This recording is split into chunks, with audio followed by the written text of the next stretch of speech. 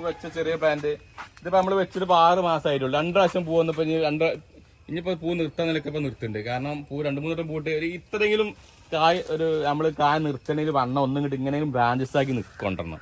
അതുവരെ കൈകൊണ്ടും കായ നിർത്തായി നല്ലേ. ഒന്നിങ്ങനെ വെട്ടി കൊണ്ടുവരാം. ഇപ്പൊ ഇത് പൂവാണ് ഇപ്പൊ നമ്മള് ഈ ഒറ്റ കൊമ്പൊക്കെ ഉള്ളവർ കിട്ടോ. ഈ ഒറ്റ കൊമ്പ ഉള്ളുന്നുണ്ടെങ്കിൽ വേഗം വെട്ടുന്നല്ലേ ആ പൂ നിർത്തരുത്. കാരണം ആ പൂ നിർത്തുമ്പോ ചെടി ഇങ്ങനെ മതിച്ചിക്കേ കാരണം ആ കായ ഇങ്ങനെ നിൽക്കുമ്പോ വളരെ സാധ്യത കുറവായിരിക്കും. ആ സ്ഥാനത്ത് 2-3 കൊമ്പായ പിന്നെ നിർത്താം.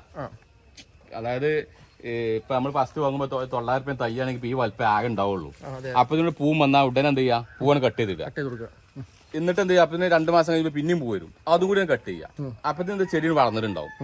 അവര് ഏകദേശം ഒരു കൊല്ലാക്കാനായി. ആ ഒരു കൊല്ലാൻ നിർത്തിയാൽ ഒരു കൊല്ലാകുമ്പോൾ ഈ ലെവലും വരും.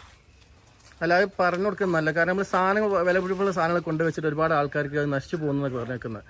ഇതുപോലത്തെ വലിയ സമ്പത്തിൽ വാങ്ങിയിട്ട് പിന്നെ